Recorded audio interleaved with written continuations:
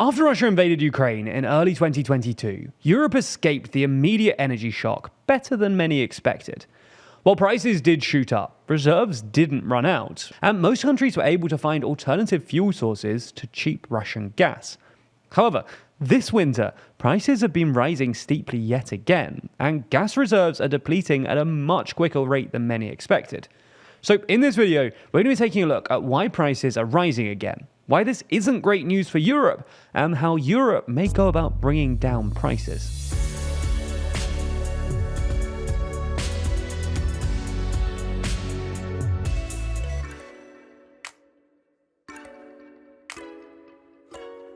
Explore which world leaders are winning and which are losing every week with our podcast, The World Leader Leaderboard. Find it on the TLDR Podcast YouTube channel or in your favourite podcast app.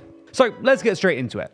Energy prices, while down since Russia's invasion, are still higher than pre-2022 levels. In Germany, wholesale electricity prices have averaged 138 euros per megawatt hour since March 2022, about 280% higher than between 2016 and 2019.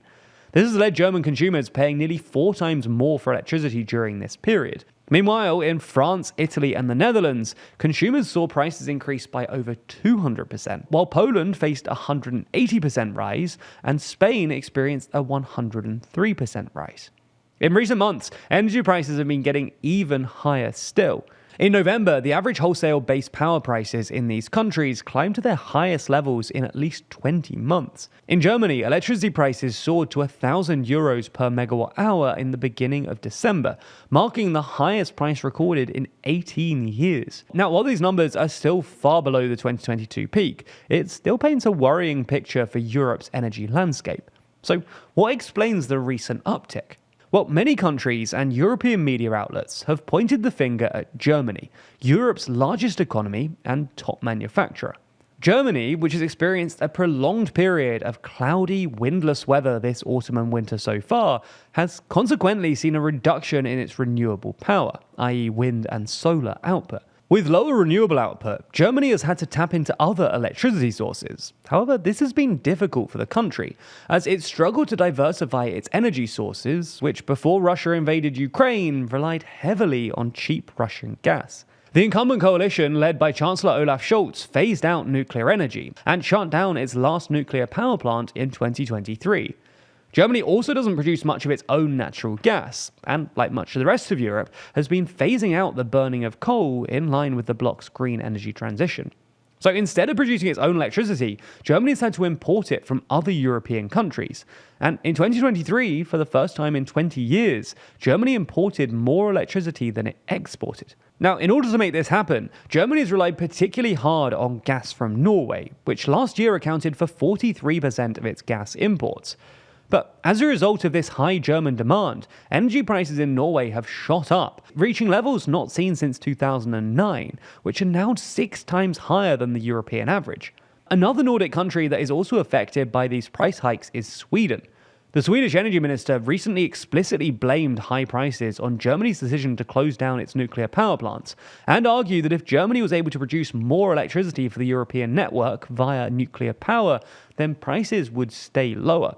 However, Germany isn't the only culprit to blame for these rising prices, and the way we see it, there are at least 2 other reasons why. Firstly, Europe is having a particularly cold winter, much colder than the last 2 winters since Russia's invasion of Ukraine, and as a result, European households have been heating their homes for longer than usual, depleting European natural gas supplies. While for most of the year, European gas storage has been higher than the average over the past 5 years, over the last few weeks, European gas supplies have fallen sharply by 15% and are currently filled at around 80% of their capacity.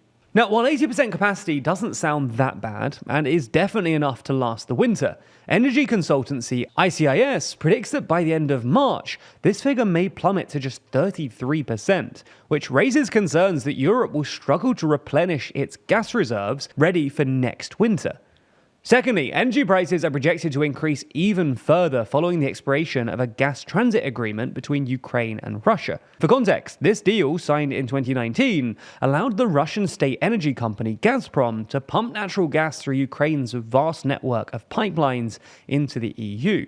And despite a bloc-wide commitment to end reliance on Moscow by 2027, a handful of EU member states, including Slovakia, Hungary, and Austria, have continued to buy Russian gas through this route, which in 2023 accounted for around 65% of their gas demand. Losing this supply will now likely increase gas prices across Europe. Slovakia's Prime Minister, Robert Fico, has already stated that the country is facing a major gas crisis, and Moldova has declared a 60-day state of emergency. So, to summarize all of that, rapidly depleting gas reserves, looming supply cuts from Moscow, and Germany's insufficient energy production largely explains why energy prices have been rising. Now, of course, this isn't great news for Europe. Economically speaking, the main worry here is inflation. That's because we need energy for, well, virtually everything. And if the cost of energy goes up, then, well, the cost of basically everything else goes up too. If goods get more expensive, then people can't buy as many things, which basically makes them poorer and reduces domestic demand. This is also pretty bad for European industry too, which is already in trouble facing low demand. Production in many key energy-intensive sectors, like chemicals and steel, have tumbled to record year lows. Plants are shutting down, and factories are carrying out mass layoffs in order to deal with rising costs. Even putting the European economy aside, politically speaking, a new energy crisis will also undermine energy cooperation in Europe. At the moment, the EU's common energy market harmonizes prices across the continent, so European states pay similar prices for their electricity. This requires states to essentially share their energy resources, which everyone's happy to do when there's plenty to go round, but they're less keen on when supplies are limited, like now. For instance, in July, Germany was accused by Czechia of hoarding gas supplies. Meanwhile, Norway is considering cutting shared energy links to Denmark and renegotiating its existing connections to Germany. So if things get really bad over this winter, it's possible that other EU states will simply refuse to share their electricity with one another. For example, Fico has already threatened to cut electricity to Ukraine in retaliation after Kyiv refused to renew its gas transit deal with Russia.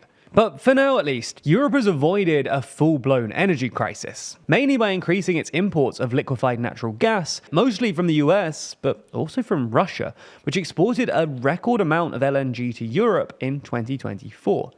However, LNG supplies are volatile, largely because they're directly correlated to the global energy market. Therefore, Europe may need to invest more in its energy transition and further develop its nuclear capabilities, which is both costly and contentious. Or they could end up signing deals with countries like Azerbaijan, who could supply the continent with more gas. All of this could potentially make life more difficult for European leaders, and shift European relationships with leaders from around the world. We're heading into 2025 with a whole new group of politicians, business leaders, and influential people. The question is then, who will come out on top? Who is the world's most influential person? That's what we're trying to find out with our official most influential person list, which we need your help with. So if you want to help us decide on who the most influential person in the entire world is, then you can click the link in the description to cast your own ballot for your personal top 10, helping to shape the overall ranking. And your vote is super important, but voting closes on January 15th. So do your democratic duty and cast your ballot for the world's most influential person. Also, if you're wondering why we're doing this, it's for the next issue of our magazine Too Long. That's because our next issue will contain the entire list, as well as fascinating articles about the top 25. Those won't just be boring profiles about each of the people either. There'll be interesting stories about who these people really are, where their power truly resides, and how they wield their influence. If you want to pre-order a copy of the magazine, you can do so by clicking the link in the description. Oh, and if you pick up a premium copy of the magazine, you'll also get access to our internal awards ceremony, where the team will first learn and react to your votes live. Plus, you'll also get to watch TLDR team members sit down to discuss their own personal lists, fight it out, and try and agree for once. You'll also get access to our behind-the-scenes podcast, The Bullpen, and get your name printed in the thank you section of the magazine. Anyway, to find out more, cast your vote, or order a copy, you can click the various links in the description.